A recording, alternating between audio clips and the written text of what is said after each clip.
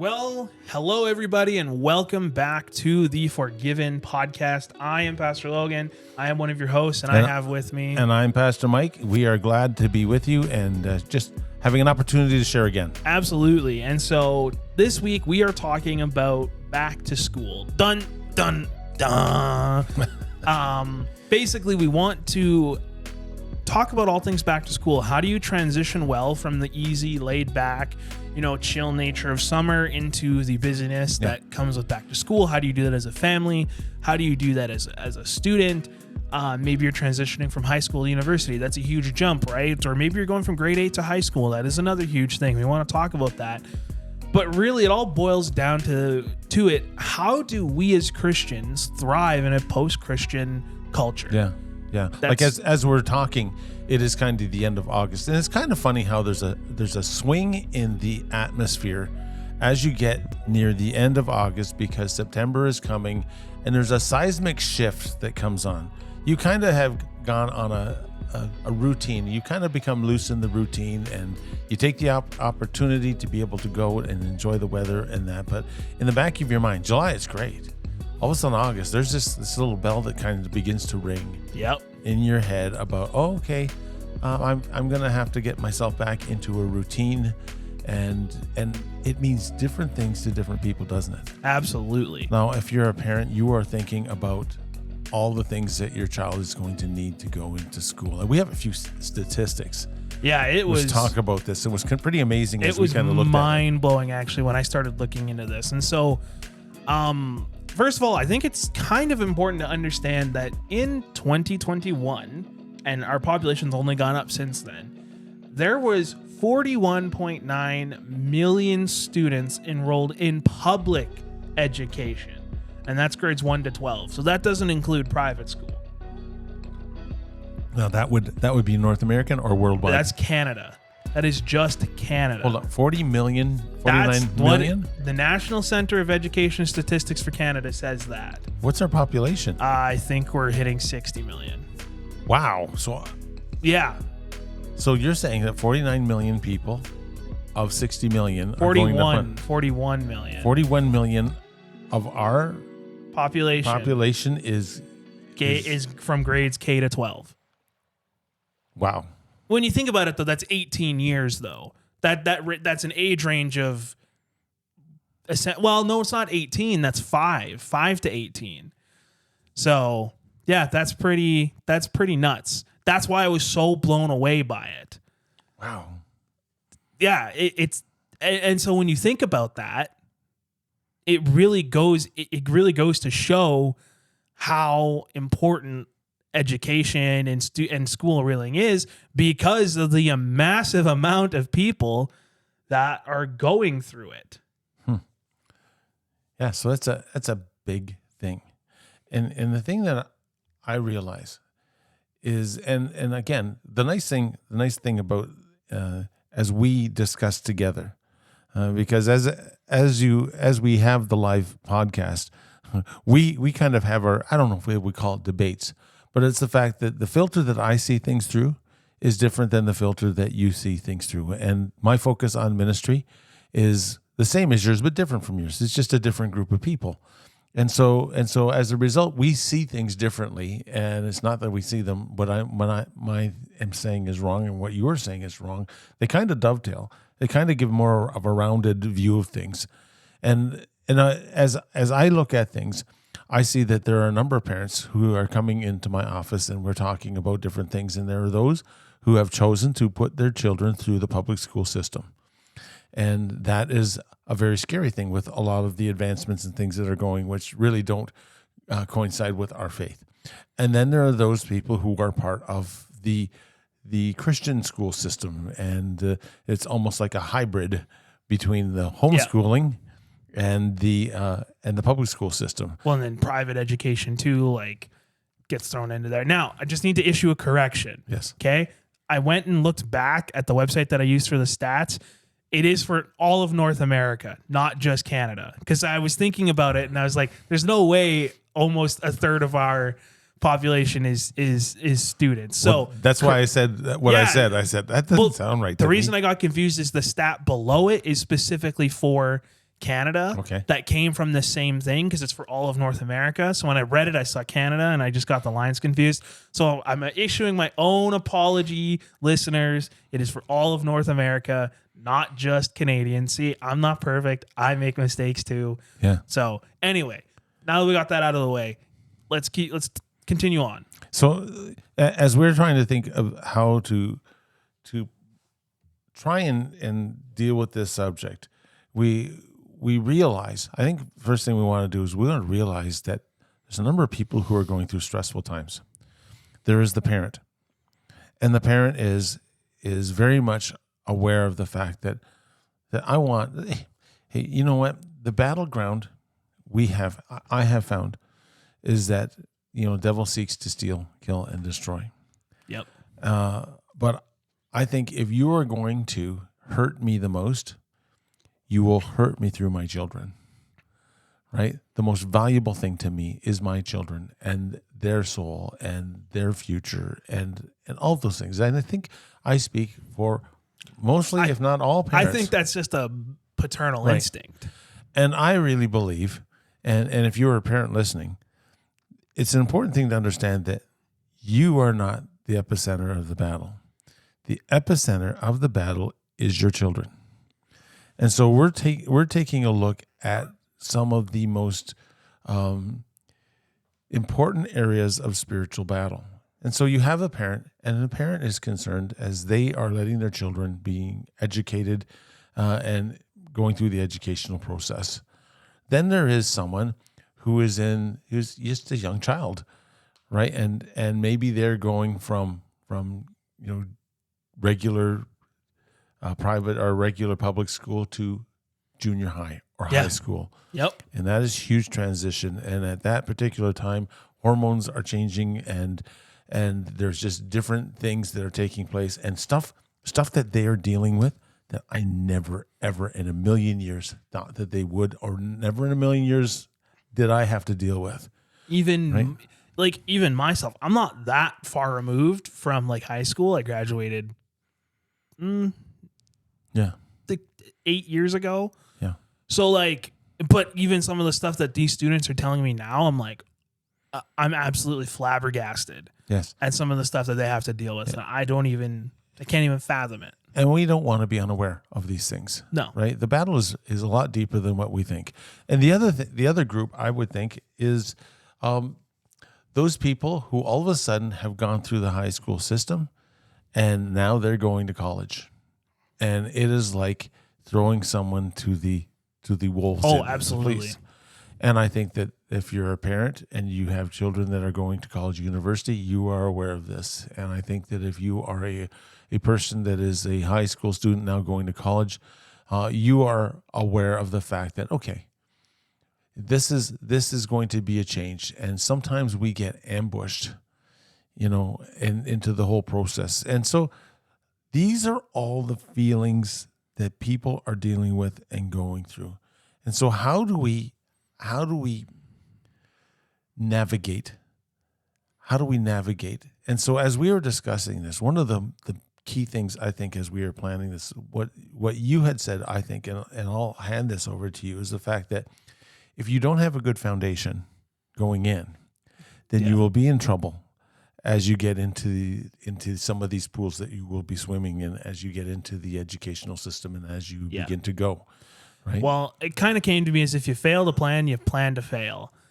And so honestly, the reason it all came to me was, I remember because my mom used to have to work at 7 a.m. every day. So me and my brothers had to be up at 5:30, 6 o'clock every day during the school year because we needed to be dropped off at daycare. And so, but when you're in the summertime, you're sleeping in till 8 o'clock, whatever, you're getting up, watching cartoons, eating the sugary cereal, having fun till, 9 a.m., whatever. And then you're just on a completely different rhythm and your foundation is completely different. And so my mom, being the amazing, super smart mom that she was like, okay, it's the last week of summer, kind of before school. She's like, you're going to bed at 8 o'clock. You're getting up at 6. She's like, we're getting you back into this routine so that it's not a complete shock to you and you have to start, going back to school. And for me, it was awesome. And that's something actually that I still implement to this day with my other rhythms. youth is starting up again. So now I'm starting my schedule like youth is coming up again because I need to just get into that rhythm. And the idea really is if we have a summer filled of ungodly behavior, if you're a student listening to this or a young adult and you spent your summer partying and having fun and all this stuff, don't get me wrong, go and have fun. But if the foundation of that is not a godly one, if it is not a time of learning and growing and seeking God, and then you try to apply that to an even busier season, it's just not going to work. If you don't have your priorities right in the easy time, you're especially not going to have your priorities right in the busy time. And I think that goes for families and on all levels. Yeah. Now, I remember when I was pastoring in another location, we often had our vacation Bible school the week before school. And a lot of parents enrolled them because they wanted them to get into a routine of getting up and going to something. And so we tried to make it as exciting as we possibly could. We tailed that onto this huge peach cafe that we did and got the community together for one last kind of hurrah going into the school year. And it kind of was successful for us. And so we begin to talk about these important things.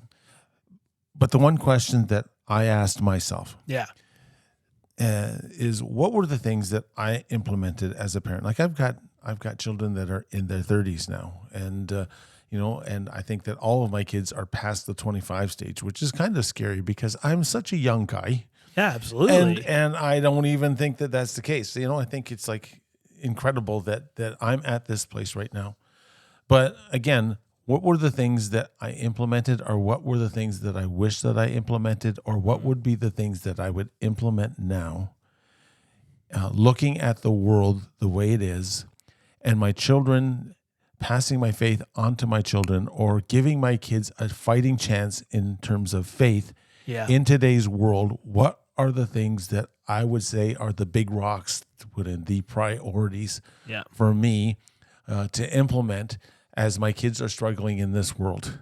I like the way you put it. You said the succession of faith. Yes. I like the way you put that. I think that is a really good understanding of that. And so what are the things that you put in place to build that foundation? And what are the things that are necessary as a parent? And what are some of the things that are necessary as a student? So you might be here listening and you might be a young adult, or you might be listening and you are a parent. And hopefully some of these things will be things that we've done that right from the beginning, or maybe there's some things that maybe you won't have figured. And so I kind of asked Logan, here's some of the things that are on my heart. And so if I could give these and we can have a little bit of feedback. Yeah, because I'm assuming I'm going to have some things that, because like you're coming from a parent perspective. I'm obviously not a parent, but like I was, I'm a young-ish, just in college, didn't graduate that many years ago. It's like I work with our youth, so it's like I have a young person's perspective on it, and you have parental perspective on it. So I think we'll be able to create a really good understanding of this. And this is with the understanding that the fact that we have to be part of a world and reach a world. Like God has put us in the place that we are right now to reach the people that are around us right now. It's kind of like this. A boat was meant to be in the water, right? Okay. But heaven help the boat in which the water gets into it, right? And these are important things to understand and to create a life where I'm being effective in terms of my faith for myself, but also for a faith in which I want to see as many people in heaven as I possibly can around. And God has put me in a place where I'm called to reach people. And so what I did is I put together the 7 F's of foundational faith and passing my faith, or having my kids have a succession in terms of my faith.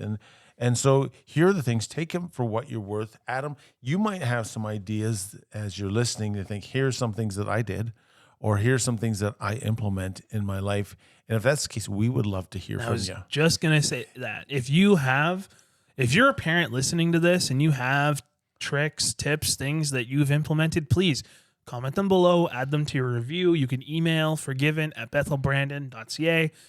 You can leave comments on Instagram, Facebook, all over the place. Tell us how you did it. encourage other listeners. And honestly, this might only be the one time we do this episode. Maybe next time we get some parents on here and we discuss what they do in their families, or we do a round table where we have, 2 parents and 2 kids. Yes. And we talk about their different views on going back to school and all this kind of stuff, because it's a huge topic and we're just not going to be able to cover it all. And my information and your information is not exhaustive. No. Right? I'm sure that there are other people who have some feedback which would really help. Now, the first thing that I wanted to mention, and the things I'm going to mention here are not in levels of importance, right? All of these things I believe are equally important.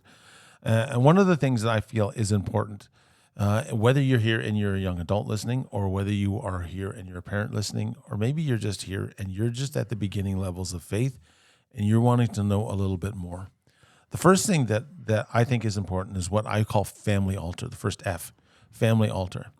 And what a family altar is a time where a family regularly gets themselves together to pray, to read the scriptures, and to talk and discuss faith. Right? There is I'm not too sure, I think it was J. Edgar Hoover that made the statement, says the family that prays together stays together. And that has been a tagline, I believe, for many organizations that believe in prayer. And so, we need to realize that family altar is a good thing. And the reason that family altar is a good thing is because it levels our faith and what we believe as a priority. If we sit down and discuss it as a family all the time, it becomes the priority. And what happens is you are allowed to allow your kids to hear you articulate faith and its importance for it. And you allow your children to hear you pray. And it is something about the fact that in terms of living out our faith, there has to be a routine. That there is those times where every day we are sitting and we are discussing and going through the fact that this is so important that we take time every day to put it. So family altar would certainly be, to me, an important aspect of faith, because that eventually, it's not, our faith is not created and advancing in a day. It advances daily, every single day, the small things that we put together. So family altar, to me, is huge. What do you think? I think that's not even just something that families do. Let's say you're a new student and you've moved away from your family. Yeah. Find a good group of people around you to talk these things out, to get prayer from, to, get involved with your local church.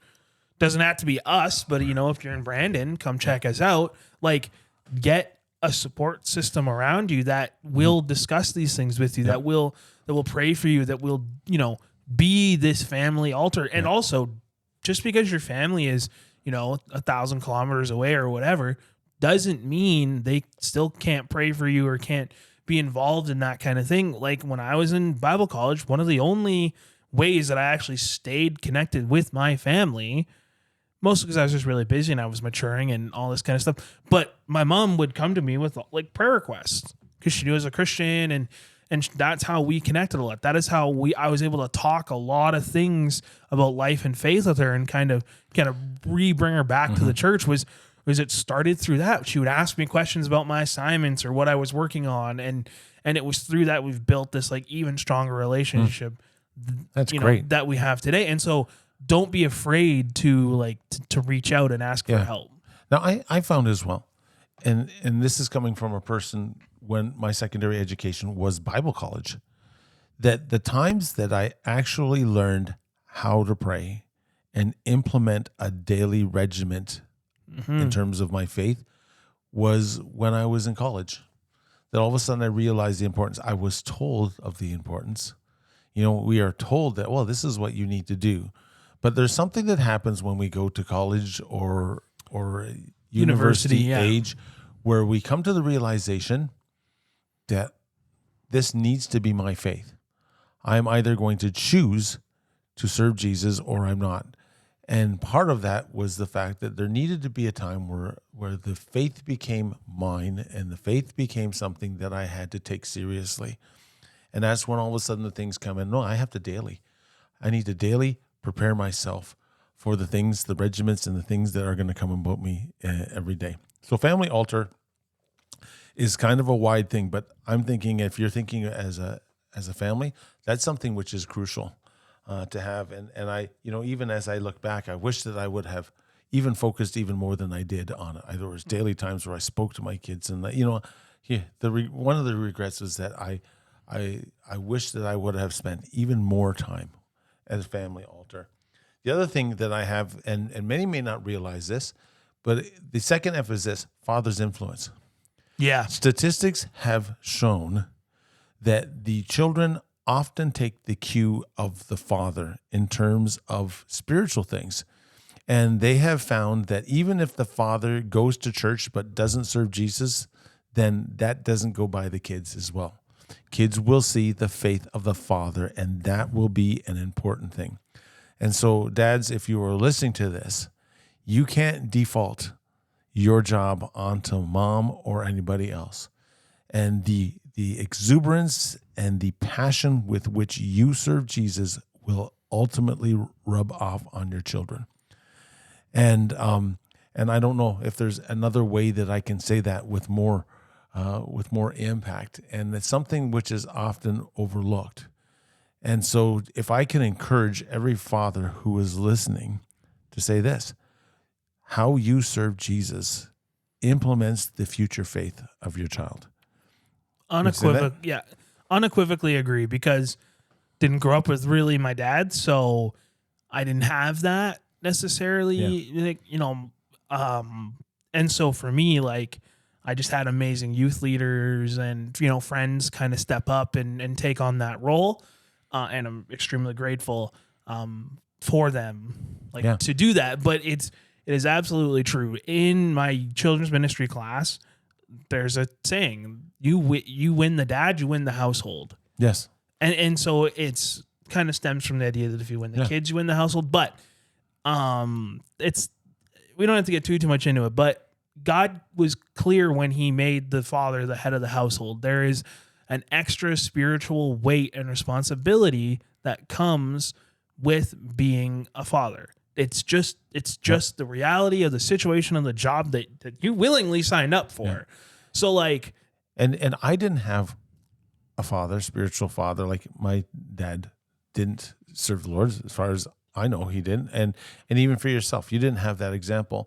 And I believe that God had kind of created and had really strong men influence me. As I look back, there were men that were there. And so maybe you're listening and you don't have kids or anything like that. You can still have an influence to the younger people that you associate, and you can be a mentor, and you can they're not only looking at their dad, but they're looking at men in general. Yes, exactly. Who are going to live it out. And if you're, a student right now who doesn't have a dad,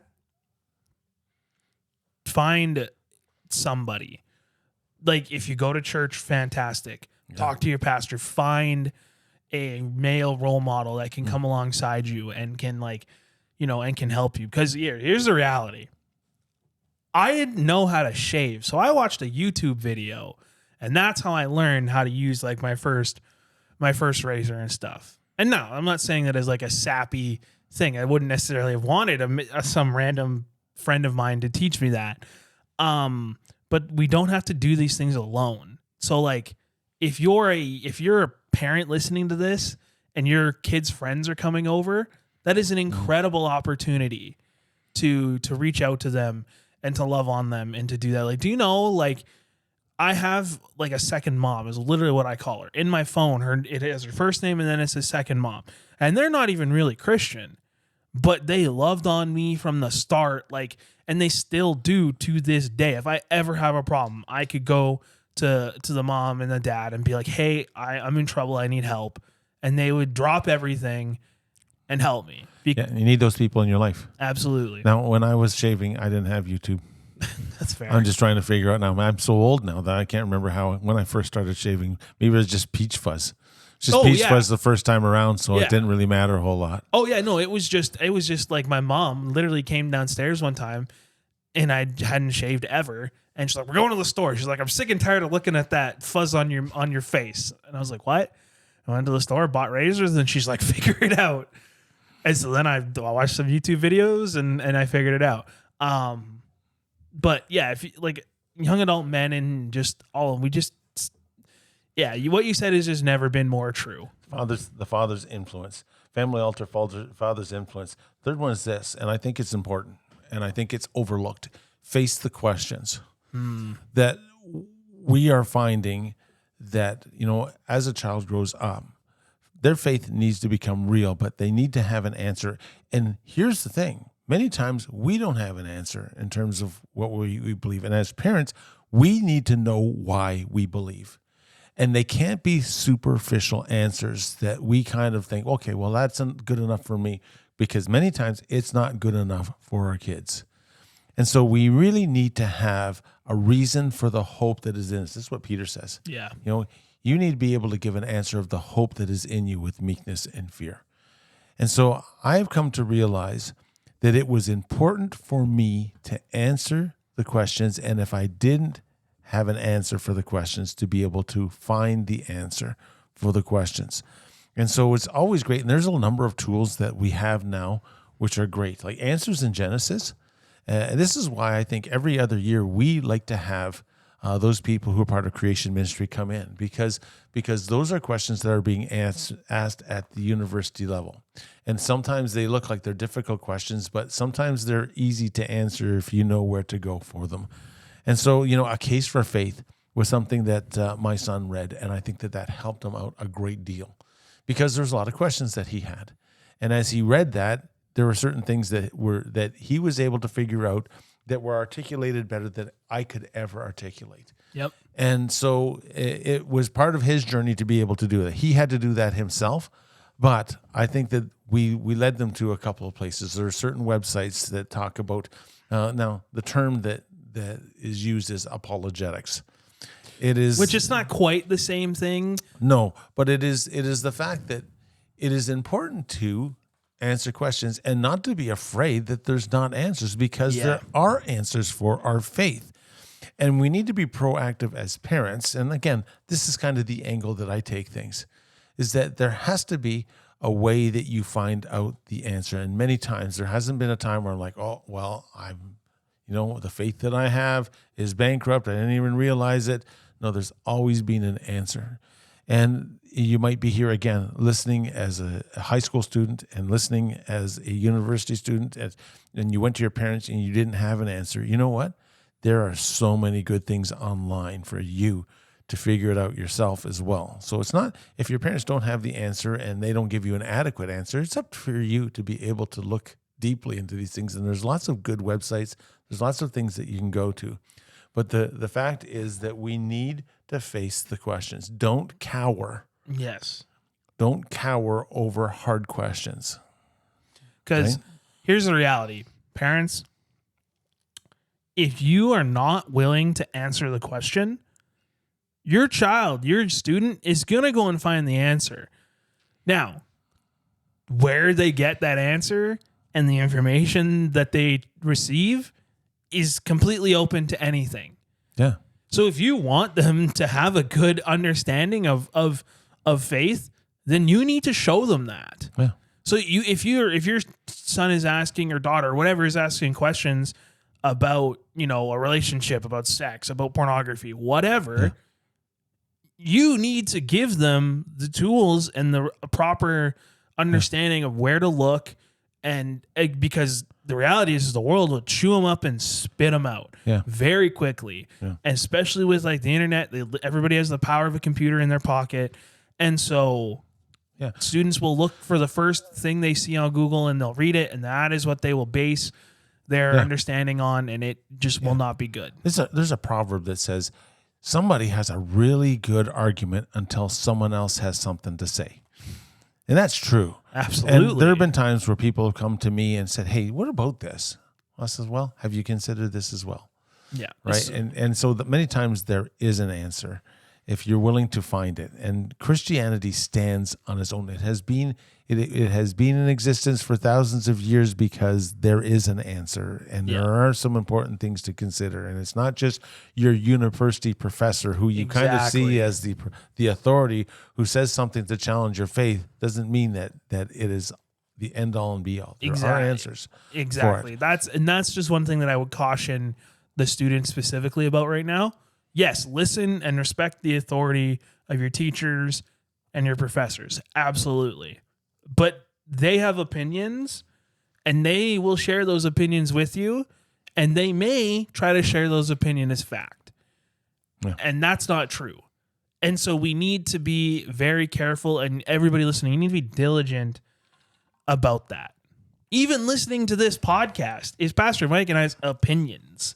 Some of the stuff is biblical fact and it is truth, but some of it is opinion. And so you need to listen to that and have an understanding of that. I'm not trying to scare people away or anything like that, or get too deep into the weeds of free thought and all that kind of stuff. But it's just, we need to, parents, if you are not authentically filling your kids with something, and your students, and asking them questions about these things, they don't logically think about things. And so they never learn how to think for themselves, and then they just are fed what is fed to them. To hide behind superficial arguments is the worst thing to do. Yeah. Face truth, because there is an answer, and our faith does stand strong in the midst of scrutiny. And if you try and just superficially answer questions that are a band-aid, then what happens is your children, you can say, well, if that's the case, if what you're believing is superficial here, maybe the whole thing is superficial. Yes. And so you need to be aware of those things and not be afraid. Right? It requires diligence on your part, but it's important. The faith that we have is real and it's truthful. And there is room for an answer. And so it's important. I believe that's an important aspect of things. The other thing that I think is important, the other F, which is this, is to have a firm example. And so what do you mean by that? Well, what I mean is this, is that perhaps and I was a youth pastor for like a dozen years as well before being a senior pastor. And one of the main reasons I believe that young people leave faith, and or maybe it's one of the underlying reasons, is hypocrisy. Absolutely. So what happens is they are told this is what we're supposed to believe and this is how we're supposed to live. And then the parents go, and even though they have an ideal, they really don't live it out. Now, I'm not saying you have to be perfect, because you don't. Some of the best learning lessons that happen are when you mess up and you say, wow, I messed up, because you're never, ever going to be perfect. There's going to be flaws. There's going to be things that all of us battle with. But if you have an authentic faith and you continually come to the realization, and it becomes the lesson that the child learns, my mom and my dad loved Jesus. Were they perfect? No. In the times where they weren't perfect, they admitted it. Then there's a level of authenticity to faith that comes. But if you hide the what was it, the way I would say it, the practical life aspect from this is what it says to do. If there's a disparity, if there's a separation between the two, then what happens is the faith that they see becomes something which is not authentic and something real. And so I think that we're living in a day where we're looking for something authentic, not something perfect, but something which is authentic and real. And if you can live that out, and if you can show your children, or if you are a young adult, if you can live out your faith and you mess up and you get up and you just are authentic about your faith, then that makes a huge example to the people that are around you. And that goes, young people aren't just leaving because of their parents. It's not just the hypocrisy they see in their parents. It's the hypocrisy they see in culture, in the world. Mm-hmm. Some of the, younger students and stuff that I knew in other churches, I'll talk to them now, and they don't serve Jesus, and I'll talk to them about it. And they're like, well, you taught us this, this, and this, but it's like, other churches aren't doing it. Other Christians aren't behaving like that. Mm-hmm. And then it gives them a green card to then. So you're kind of seeing even on a wider level than just yes, parents. Absolutely on a wider level. Here's the thing for me. There will always be phonies. There will always be people who will profess a faith that they don't live out. And I never ever like to put myself on a pedestal because I realize that I will always fall off that pedestal. I always want to kind of put myself at an even level that says I'm just a human. Absolutely. That has to be able to do that. But I have found that my faith was forged on those people that I've seen. The reason that I'm serving God today has been because I've seen that authentic faith lived out, right? How many times we can get our eyes off that, and many times maybe you are here and you are a victim of abuse or you're a victim of church abuse. And if that's the case, boy, I apologize for that. And again, we're always living with imperfect people. But in the midst of that, if you can see the authenticity around of people who really do, and I'm hoping as a parent, that was the one thing that I thought, I don't want my kids to be seen as pastors' kids who were supposed to live a life above because they were the pastor's kid, right? My thought is, listen, you be who you are, and we will deal with people who have expectations for you that are unrealistic. That's a really good way to do that, because I've talked to some of my closest friends are pastors' kids, and they had the opposite experience. Oh, I've had to confront people in the congregation. Say, don't ever say you're a pastor's kid, because that puts a level that they'll never ever be able to achieve. And so that was the kind of thing. You just be who you are. Don't be anything other than that. And the thing is, I have to be who I am. Yeah. I can't be anything other than that. And so my kids will be able to tell you that there are flaws in me, but I don't think that I ever hid them from them, but I dealt with them in the essence of faith at the particular time. Which is good. Yeah, it's just, youth today are so entwined with culture, and they live their lives online. And so they see these Christians that they've been following, and then they see them, stumble, or they don't even necessarily see them stumble, but they learn that just their whole thing was fake. And then they're thinking, well, if that person's, faith is fake, how strong is mine? Passionately follow Jesus and be authentic about it. Yeah. It's really hard because they want to model themselves after these empowered. I myself included. There were some big, Bill Hybels. Loved Bill Hybels. Absolutely loved him as a young college student. Read some of his books, all this stuff, and then all this controversy comes out, and then it's like, I was a little more solid and mature in my faith, that I could recognize that, hey, I don't have to base anything off of that. Yeah. But it still raised an important question in my life of, like, is this really for me? Well, take a look at all the people in Scripture. How many of them were perfect? Yeah, one. One or two, maybe. You take a look. Wow, Joshua did pretty good. Daniel did pretty good. There's a few examples, but by far, the people who we take a look at in terms of faith were absolutely unqualified to be able to say some of the things and they that admitted they did. it.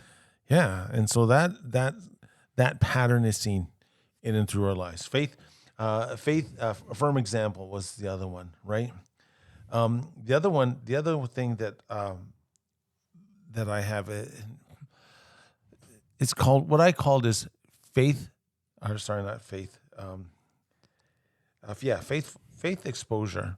Yeah. And what I mean by faith exposure is that often I came to the reality that my kids were exposed to media and by the teachings of people that may not share my faith, and that they are continually bombarded with that. How do I level that balance?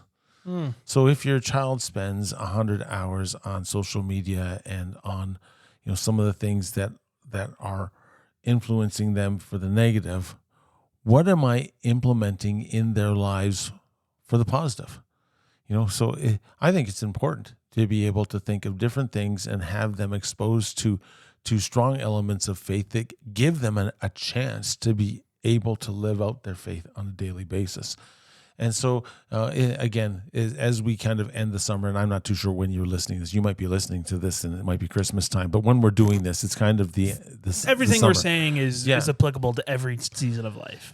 That I think, as I look back, some of the most impactful times for me was youth convention, was discipleship programs that were offered to me, youth camp and kids camp, where they have a week where they're set apart. They don't have their phones, or they don't have all those influences, and they actually have a time to focus on God.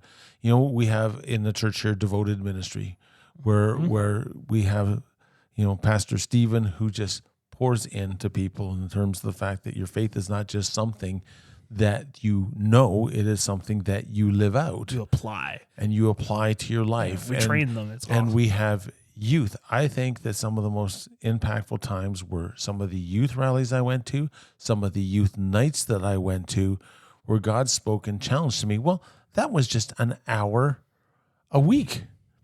The rest of the whatever dozen hours that I had a week were in this battle for my kids' minds, their souls, their attention, and all these things. And you have all these things. And if you don't temper that, if you don't add some of the things which are good for them in terms of challenging them in their faith, then they are fighting a battle where they have many hours in one arena and few hours in the other. Yeah. What was the other thing that we often had before COVID was the Power Weekend. Power Weekend was just a weekend away where they could just focus on God. And so those were good things. And I'm hoping that we can implement them again. And I'm hoping that if we have a vacation Bible school, it's a week. It's a week where they focus on God. If we can, the more that we can create and the more that we can provide and the other things that we can have. The youth discipleship, I remember, was 6 weeks. I think it was 6 weeks anyways. Well, I focused those 6 weeks on God. And so I believe that those are huge times. As I look back in my faith, there was a time at an altar where I changed because I spent a weekend away just learning from the Word of God. We need those times. Those are some of our biggest faith hangers, where we hang our faith on, those experiences that we have. So, and as a youth pastor, I guess I would imagine you still see that, don't you? Absolutely. Like some of the nights where I didn't think there would be any type of reaction to the message or whatever was the night that there was the most. And, we're doing something very intentional with youth this fall. And you talked about, when we talked about, I don't remember, when you were talking about the creation ministries and yes, face the questions. Yeah, face the questions. The thing that was the biggest thing for me, and it fits perfectly along with exposure in this one. Faith exposure is, if we're doing Alpha is an incredible program to answer life's big questions. It's literally its entire purpose. Yeah. And so if you're a student or a young person, find an Alpha. Seriously, like if you don't want to sit there and read a book and you want to be around like other people who might be having the same, not even Mike, will be having the same questions as you, talk to your church about an Alpha, because it is something that I've gone through both as a youth. I went through it once just as a regular attendee. I have led, I've led one round of youth Alpha, and I've helped lead one round of, adult Alpha. And it's an amazing program that literally teaches you the life's big questions about faith. And so, but the reason that it is so good is they do an amazing job at exposure. Their market, and like this is going to be a little nerdy, but their marketing is insane. Their branding is nuts. Like it is so synonymous and so well put together that like it is just world renowned for like how good it is. They have navigated the algorithms of Instagram and YouTube and all these things to like maximize their reach, and they put out such good faith-based content for people to digest. You know what I think? I think that every once in a while there is a program, a simple program many times, that comes around that God just says, God just uses it.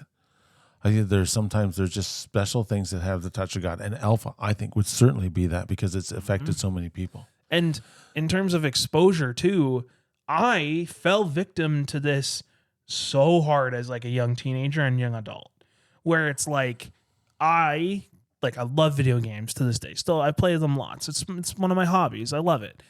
And video games can be a great tool and also a detriment to students.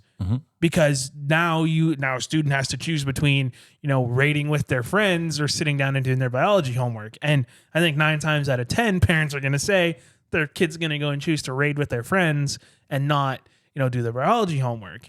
And so for me, it was hard. It was a real struggle to balance that. So when we talk about faith exposure, right, and the fact that we need to provide those opportunities, take a look.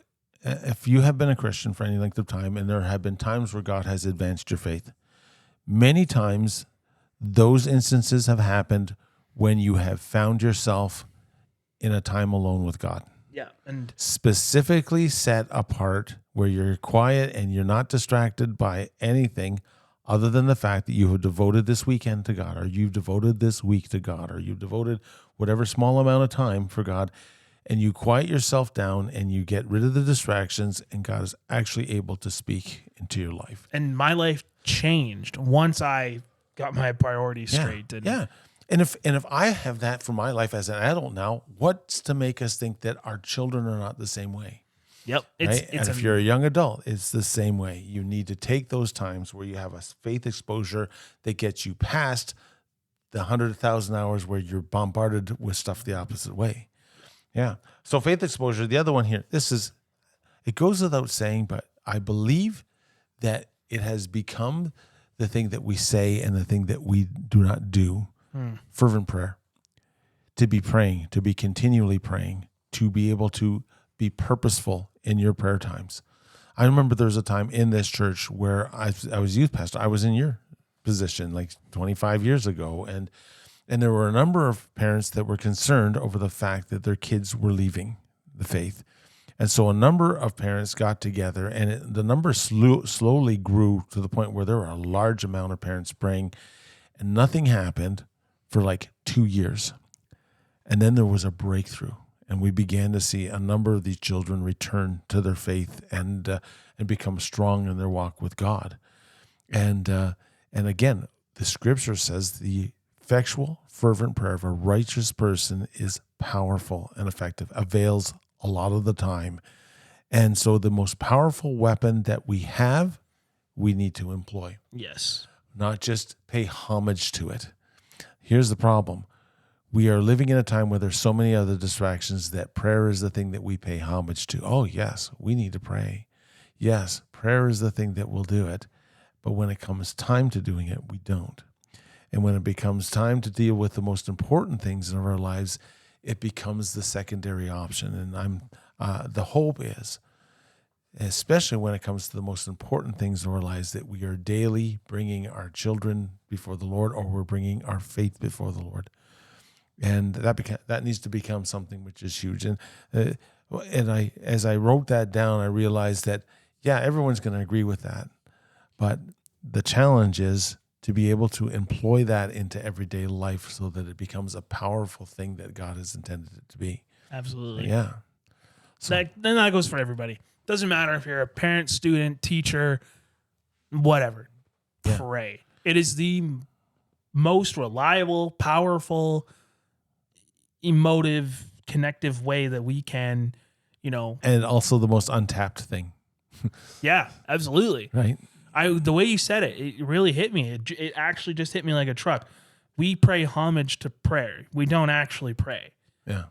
Like it's like showing your respects for something. You do it out of obligation, as opposed to actually wanting to do it. And while I have the opportunity, I believe that as individuals we need to pray. But there is a particular power that happens when you corporately find people to pray with together. When you are unified under Christ, agreeing upon something which I believe is important. So there's an extreme power to corporate prayer, whether that's 2 or it's a small group of people saying, listen, we're going to pray for our kids. We refuse to let our children be lost. And so I'm going to pray for your child, and you're going to pray for my child, and we're going to continually agree together that God is going to see them through difficult times and difficult seasons in their lives, so that when at the end of the day, they're going to serve Jesus for the fact that they choose to serve Jesus. So Fervent prayer, man, that is something that probably should have been on the very front of the list. Again, all the things that I'm mentioning are not in a order. significant order. They're Yes. just in the order you came to them. The last one is this, is what I call family of God. And this becomes important now because I think we are so busy, we are so inundated, and we have so many things to choose from that church sometimes takes on a secondary role. But as I take a look at my faith, the church was a huge portion of that. There were certain people that played a huge role in my faith and my advancement of my faith.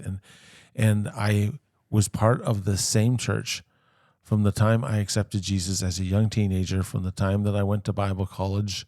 I was part of the same church and was involved in that church. And there was something about my growth that happened when I was there every week, right? And now as a pastor, okay, he's the pastor. He wants me to come to church every week. I'm hoping that it will extend past that. But there's an importance of the fact that you need help outside of yourself. Yes. In terms of living out your faith, in terms of growing in faith, and people need you as well. A lot of times we think selfishly about this. Well, I need people, but the thing is, people need you. Yep.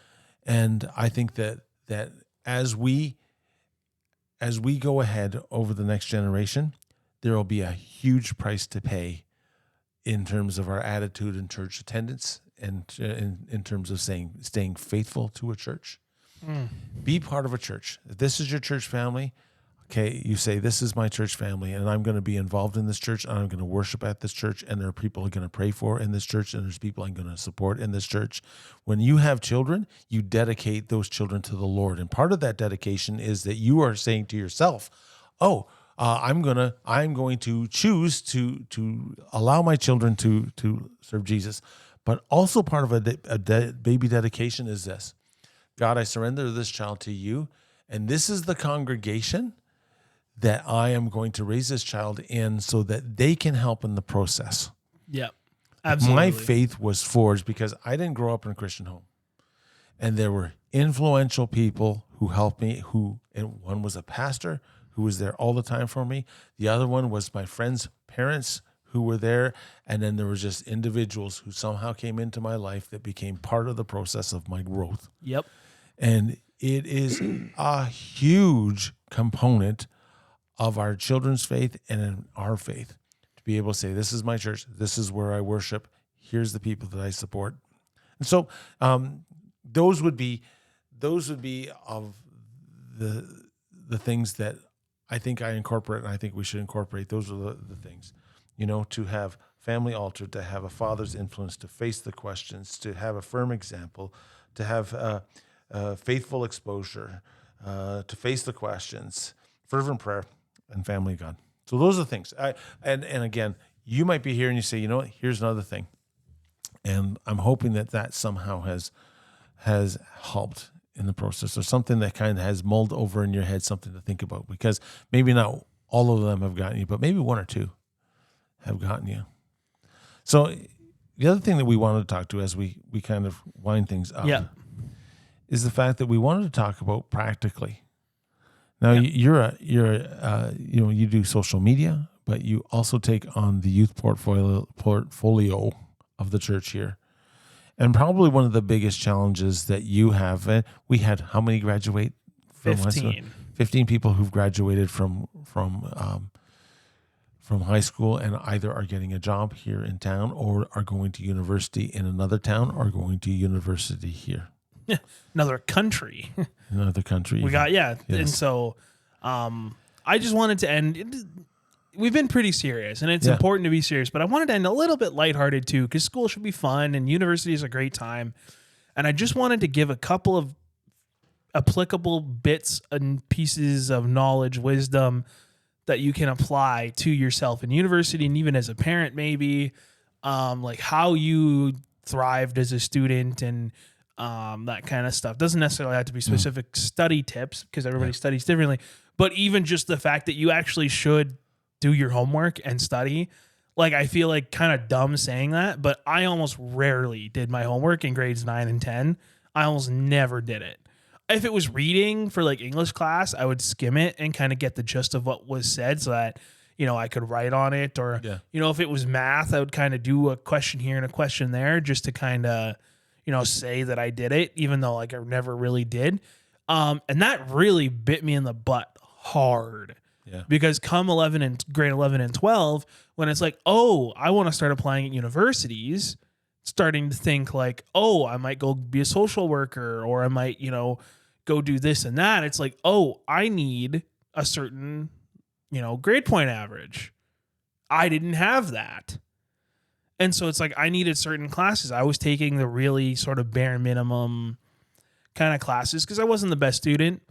And so I didn't study. I didn't apply myself that much. And then I had to really grind my last 2 years of school in all my classes. And I had to study, and it sucked because I had no idea how to do it. And even still to this day, I'm not that good at studying, but I force myself to do it when I have work to do because it really makes you get better. So if you're sitting here listening in high school or whatever, don't be like me. Apply yourself. Try and do your homework. Try and study. Read ahead, do the stuff that the teacher is telling you to do, because it will make it easier for you in the long run. And parents, please get after your students if they're not doing their homework. That was something that my mom kind of never was that strict about. Like if there was a big test or something, she would make sure that like we studied, and like they used to send home spelling assignments every week. And so she would make sure that we did those. But other than that, she didn't really take a huge interest in that, because it was like, she was like, well, she just kind of was like, they're not that good at school. They're not that good at school. And that's not her fault. That's my fault, because I just lied to her and told her I was doing my homework. Mm-hmm. And so it's like, parents, please like take an active role in that. Mm-hmm. Check your students' homework.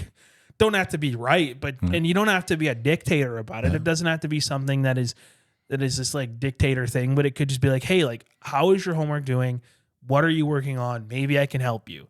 Right. And it's like, that's a good way to spend time together too. Sure. So that's one. Can I temper that? Yeah. Because I was asking myself, what would be one thing that I would say? And it would be the 8th F that I have. It would be just fun. I think we serve the most creative and the most, I don't know, just so the God we serve sometimes appears to be boring or seems to be the killjoy. Yeah. And I think that it should be the opposite. That our faith should be fun. Our faith should be funny. Absolutely. God has a sense of humor. In my household, one time we were at someone's house, and it was a relative of ours, and I knew that they were having problems. And we were there staying at their place, and they remarked at the fact that there was so much laughing. He says, we don't have that laughter in our household. And I'm thinking to myself, boy, we serve the most expressive and fun God. That God is about life to the full. And that there has to be this element of humor. It has to be an element of laughter, has to be an element of life, joy, peace. Yeah. All of these things. And we forget. We kind of get so focused on, we got to be this, we got to be this way, we've got to live that way, we've got to have all those things, and those are true. And not getting away from the fact that there's an element of living pure, holy lives in that. But in that process, we don't check in our sense of humor at the door or to be able to just enjoy life. Why would I want to serve God if it is just a killjoy and a boring essence? And if that's what your faith is, I think that you're missing out on some of the best things that God has for us. Couldn't agree more. Right? That there has to be a level of joy, a level of fun, a level of humor. And I'm glad I kind of, as I was listening to you talking there, just because I was kind of thinking, what would be the one thing I say? Man, it's just we should be living the most joyful, fun, funny. That people should be taking a look at our lives and saying, man, I want what that person has because it's just so wonderful. They're laughing all the time. They're smiling all the time. They're getting the best out of life, and they're not drinking. Yeah. And I'm not partying. Well, what's with that? If I have to jumpstart my joy with alcohol or drugs or anything like that, is that really a life to live? We have the answer. We have something which the scriptures promise us to have fullness of joy to the full. Yep.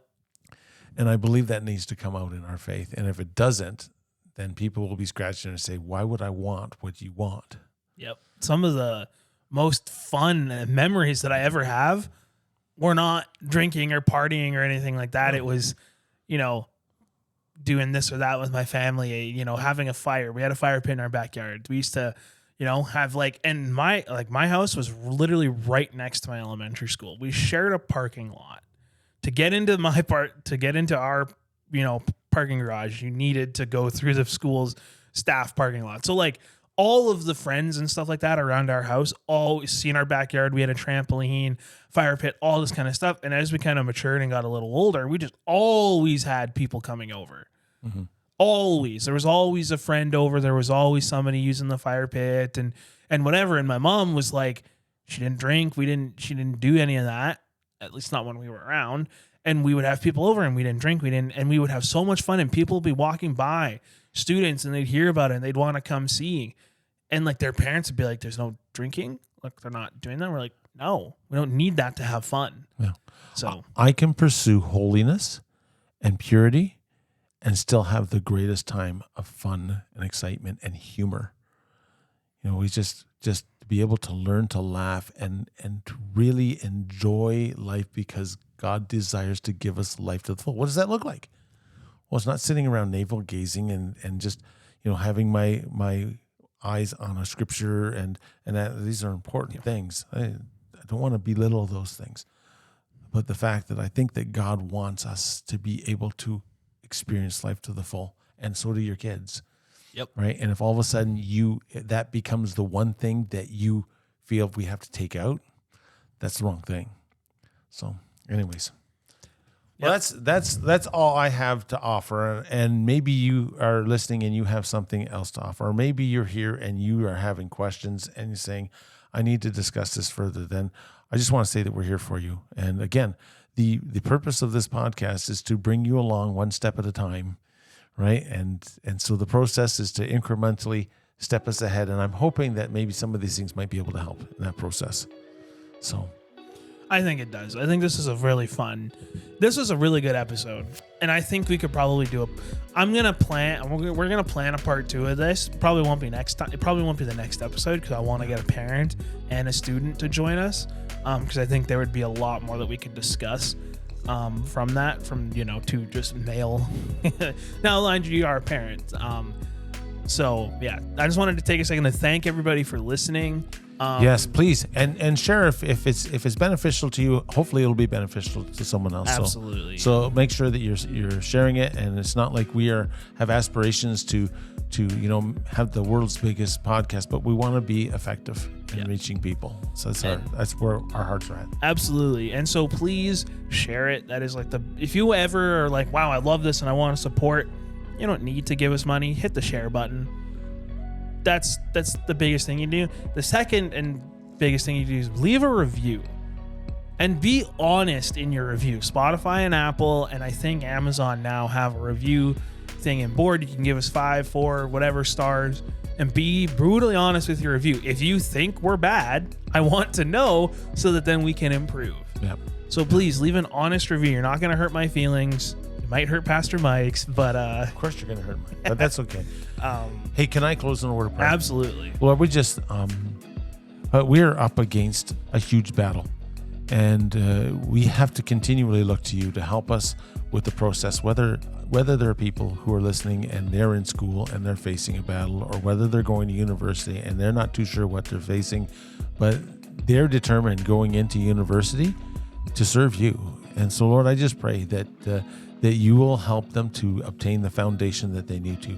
For those of us who are parents, and the most valuable thing to us is our kids, give us wisdom every day, and let us exhibit a life to them which is life to the full. And we just pray, Father, the presence of the Holy Spirit to be in all of our conversations, and that God, you will help us, Lord, to be passionate followers of Jesus.